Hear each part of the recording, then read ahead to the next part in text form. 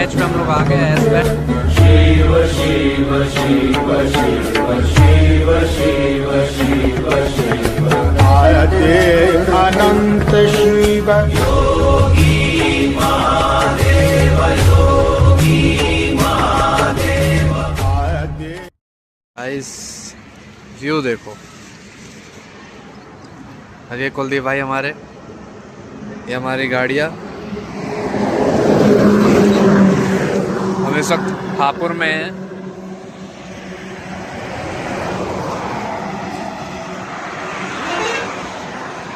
ये हमारा दिल्ली टू आदि कैलाश यात्रा है। आज है 18 मई, दिन है सोमवार। तो इस वीडियो में हम दिल्ली, पिथौरागढ़ और नाभि तक ही डिस्कस करेंगे। उसके आगे हम नेक्स्ट वीडियो में डिस्कस करेंगे नाभि टू आदि कैलाश एंड ओम पर्वत। क्योंकि हम अगर वीडियो एक साथ बनाएंगे दिल्ली टू ओम पर्वत एंड आदि कैलाश, तो वीडियो बहुत ही लंबी हो जाएगी। इसलिए हमने इस सीरीज को 2 भागों में बांटा है। फर्स्ट हमारा दिल्ली टू नाभि एंड सेकंड नाभि टू आदि कैलाश। हेलो दोस्तों, कैसे हो आप? उम्मीद है सारे अच्छे होंगे। तो आज हमारा आदि कैलाश यात्रा का डे 2 है, जहां हम आज पिथौरागढ़ में रुके पड़े हैं। पहले की हमारी डे 1 की वीडियो नहीं आया है, क्योंकि हम मॉर्निंग में सुबह निकले थे। इसमें बहुत गर्मी थी भाई। दिल्ली, पता है आपको दिल्ली गर्मी कैसी होती है। दिल्ली की गर्मी छोड़ो, यहाँ उत्तराखंड की गर्मी बहुत ज़्यादा है। सुबह हम निकले 3:30 बजे, तो भाई इतनी गर्मी थी कि वीडियो बनाना बहुत मुश्किल हो रहा था। और हम सुबह 3:30 बजे निकलने के बाद हम टनकपुर पहुँचे सुबह 10 बजे। इसके बाद 10 बजे पहुँचने के बाद हमारा रह गया था 100 किलोमीटर पिथौरागढ़, जिसको हमें क्रॉस करने में अप्रॉक्स 7 घंटे लग गए। भाई पहाड़ों पे इतनी गर्मी थी कि 5 किलोमीटर चलाना बाइक बहुत मुश्किल पड़ रहा। फिलहाल जो भी हो, हम पिथौरागढ़ पहुँच चुके हैं। अब यहाँ से हम आगे जाएंगे धारचूला। धारचूला से परमिट बनेगा। इसके बाद हम जाएंगे नाभि, वहाँ से फिर आदि कैलाश की यात्रा स्टार्ट होगी। तो हेलो गाइस, आपका स्वागत है हमारे न्यू ब्लॉग दिल्ली टू आदि कैलाश एंड ओम पर्वत सीरीज का पार्ट 1। तो आज हम डिस्कस करेंगे कि क्या रूट रहेंगे, कैसे परमिट मिलेगा, हमें पेट्रोल कहाँ कहाँ से मिलेगा, होम स्टे की क्या कॉस्ट रहेगी और हमारा खाना क्या रहेगा। तो ये सारा हम डिस्कस करेंगे आज इसी वीडियो में। तो इसी वीडियो में बने रहिए, आपको सारी जानकारी हम A to Z देंगे। तो चलिए शुरू करते हैं। तो पहले हम रूट की बात कर लेते हैं, दिल्ली टू पिथौरागढ़। इसमें अगर आप बाइक से जा रहे हैं तो आपके लिए बेटर ऑप्शन है। यदि आप कार या ट्रेन से जा रहे हैं तो बात अलग है। तो पहला रूट हमारा दिल्ली, हापुड़, काठगोदाम, अल्मोड़ा और पिथौरागढ़। ये पहला रूट ये हो गया। दूसरा है दिल्ली, हापुड़, रुद्रपुर, टनकपुर एंड देन पिथौरागढ़। मेरे लिए जो पहला ऑप्शन है वो बेटर ऑप्शन है, दिल्ली, हापुड़, काठगोदाम, अल्मोड़ा, पिथौरागढ़। क्योंकि यहाँ के जो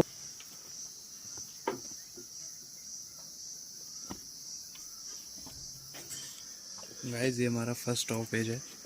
ये हमारा फर्स्ट स्टॉपेज है चाय पीने के लिए। पहाड़ है वो ठंडे हैं, जिसमें आपको राइडिंग में कोई दिक्कत नहीं आएगी। लेकिन जो दूसरा रूट है रुद्रपुर, टनकपुर होते हुए, वहाँ के सारे गर्म पहाड़ हैं, जो आप इवनिंग में आप राइड नहीं कर सकते हैं। तो मेरे हिसाब से आप अल्मोड़ा होके जाइए, क्योंकि यहाँ आप कैंची धाम के दर्शन कर सकते हैं, जागेश्वर भी घूम सकते हैं। ये बेटर ऑप्शन रहेगा। जब आप पिथौरागढ़ पहुँच जाएं, वहाँ आप रूम ले सकते हैं, स्टे कर सकते हैं, क्योंकि अब पूरा दिन आपको लग ही जाएगा यहाँ दिल्ली से पिथौरागढ़ पहुँचने में। अब वहाँ पहुँचकर आप वहाँ रूम लीजिए। रूम लेने के बाद अब बात आती है परमिट की, कि परमिट कैसे बनवाना है। तो परमिट आप वैसे ही बनवा सकते हैं धारचूला जाकर। काफ़ी टाइम लगेगा धारचूला में आपका जाकर, वहाँ पे आपको पहले मेडिकल कराना होगा, एफिडेविट बनवाना होगा, इसके बाद आपका परमिट इशू होगा। उससे बेटर ऑप्शन ये है कि आप जब पिथौरागढ़ में रुके हैं तो वहाँ पर किसी होटल के स्टाफ से या किसी रेस्टोरेंट के स्टाफ से पूछ सकते हैं कि आपकी जान पहचान में कोई एजेंट हो जो परमिट बनवा दे। तो वैसे आपको बतेरे ऑप्शन मिल जाएंगे जो आपको एजेंट का नंबर दे देंगे। तो एजेंट आपको वही 900 से 1000 रुपये चार्ज करेगा। तो आपको कुछ भी दिक्कत ना होकर आपको सीधे परमिट इशू कर देगा। वैसे आप परमिट धारचूला से बनवाते हैं तो आपको 450 से 500 में परमिट बन जाएगा, बट आपको उसमें टाइम वेस्ट करना पड़ेगा। तो मेरे लिए ये बेस्ट ऑप्शन रहेगा कि आप एजेंट के थ्रू परमिट बना लें। 400 या 500 रुपये देकर आप घर बैठे बनवा सकते हैं। अब जब आपका परमिट रेडी हो गया है तो उसे प्रिंट आउट आप पिथौरागढ़ से निकलवा सकते हैं या धारचूला से। ये हमारा धारचूला लास्ट ऑप्शन रहेगा, वहाँ से निकलवा सकते हैं अपना परमिट। ठीक है, अब बात कर लेते हैं कैश। हमें कितना कैश रखना चाहिए? भाई हर बंदे को मिनिमम, अगर आप सिंगल जा रहे हो तो भाई 6 से 7 हज़ार कैश रख लो आप। अगर 2 जा रहे हैं तो हर पर पर्सन आप 4000 के अराउंड आप रख सकते हैं। लास्ट आपका जो एटीएम मिलेगा वो आपको धारचूला में मिलेगा, और आपका पेट्रोल भी धारचूला में ही लास्ट मिलेगा। अब बात कर लेते हैं कि पेट्रोल शॉर्टेज आ रही है। देखो पेट्रोल शॉर्टेज नहीं है, बट कुछ पेट्रोल पंप में ये दिक्कत आ रही है। ज़्यादातर इंडियन ऑयल में दिक्कत आ रही है, जिसमें आपको पेट्रोल की दिक्कत हो सकती है। बट आप सारे जितने पेट्रोल आपको मिलते रहे सभी आप पेट्रोल फिल कराते रहिए। यानी आप जब धारचूला से निकलें तो आपका जो टंकी है वो फुल होनी चाहिए, इससे आगे आपको इशू ना आए। यदि आप एजेंट के थ्रू परमिट नहीं बनवाते हैं तो आपको धारचूला स्टे लेना पड़ेगा। वहाँ आपका स्टे का अप्रॉक्स आएगा एक रूम 1000 से 1500 के बीच में आपको रूम मिल जाएगा। बाकी अगर पिथौरागढ़ से आप आगे जाते हैं तो वहाँ फिर आपका फूड महंगा होना।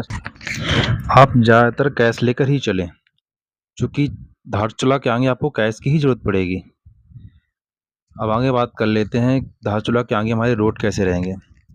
देखो धारचूला से बुद्धि गांव तक हमारे रोड अच्छे हैं। बुद्धि गांव के बाद हमारी एक चेक पॉइंट मिलती है जो 10,000 फीट पे मिलेगी। तो उसमें एक पहाड़ पूरा क्रॉस करने के बाद आपको फर्स्ट चेक पॉइंट मिल जाएगा। अब बुद्धि से गुंजी तक जो हमारा ऑफ रोडिंग रहेगा वो 10 से 15 किलोमीटर का रहेगा। ज़्यादातर हमारा जो ऑफ रोडिंग मिलेगा वो गांव के एरिया में मिलेगा। गुंजी पहुंचने के बाद हमारे पास 2 रास्ते मिलते हैं। एक रास्ता आदि क्लास से जाता है और दूसरा ओम पर्वत के लिए। यदि आप फर्स्ट ओम पर्वत जाना चाहते हैं तो आप नावी स्टे कर सकते हैं। यहाँ से आपको दोनों ओम पर्वत का जो रास्ता है वो पूरा ही ऑफ रोडिंग है, जब तक रोड नहीं बनती है। अभी तो पूरा इस साल मुझे लगता है कि पूरा ऑफ रोडिंग ही रहेगा। लेकिन जो गुंजी से आदि कैलाश का रास्ता हो वो पूरा अच्छा है, वही रोड बनी हुई, अच्छी सी रोड बनी हुई है, तो उसमें आपको दिक्कत नहीं होने वाली है। अब बात कर लेते हैं कि स्टे में कितना खर्चा आएगा। तो नावी में जो स्टे का है वो पर पर्सन 1200 से 2000 के बीच में आता है। इस वक्त नावी में और गुंजी में मोस्टली होम स्टे आपको फुली मिलेंगे। लेकिन जिस होम स्टे में हम रुके थे उस होम स्टे का नाम है महादेव होम स्टे। पूरा विंटेज है या कह सकते हो ट्रेडिशनल होम स्टे है, बट वो खाना बहुत अच्छा है। खाना ट्राई करना, खाना बहुत अच्छा, हमने वो खाना खाया था, बहुत अच्छा खाना था, जो कि नावी विलेज में है। अब बात कर लेते हैं यहाँ पर इंटरनेट किसका चलता है। देखो यहाँ इंटरनेट आपको बीएसएनएल में मिल जाएगा। वो एक पूरा फ्लो से नहीं चलता, थोड़ा ब्रेक ले लेकर नेट चलता है। और सेकंड जो सिम ऑप्शन आपके पास है वो जियो है। जियो में केवल कॉलिंग हो सकती है आप, लेकिन डाटा है वो मॉर्निंग में अप्रॉक्स 4 बजे से सुबह 7 बजे के बीच में ही चलता है। जियो में आपको कॉलिंग का केवल बुद्धि ब्लिच के बाद सीधे नाभि में मिलेगा। बीच में कई जगह पर नेटवर्क आते हैं, बट इतने अच्छे नेटवर्क नहीं होते हैं, 1 या 2 ही नेटवर्क आते हैं। तो आप एक प्रॉपर तरीके से किसी रिलेटिव से बात नहीं कर सकते हैं। आपकी प्रॉपर बात सीधे नाभि में ही होगी। उसके बीच में सब कोई सोर्स नहीं है कि आप अच्छे से कहीं बात कर लो। हाँ, जगह-जगह पर आपको कैंट एरिया मिल जाएँगे। तो आप अगर किसी आपको मेडिकल हेल्प चाहिए या कुछ चाहिए तो आप वहाँ आपको मिल जाएगी। आपने ज़्यादातर यस बैंड की वीडियो देखी होगी, आदि कैलाश की देखी, ओम पर्वत की।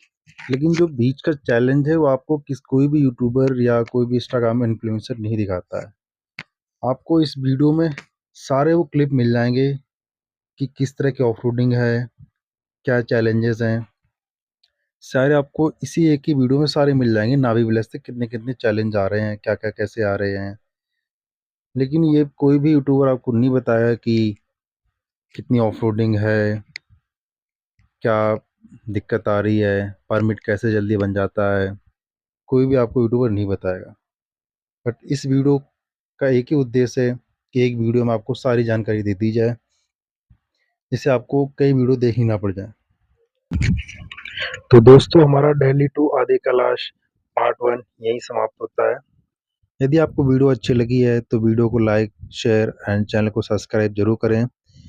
सेकंड पार्ट के लिए आपको लिंक डिस्क्रिप्शन में मिल जाएगा, वहाँ से आप सेकंड पार्ट देख सकते हैं, नाभि टू आदि कैलाश एंड ओम पर्वत।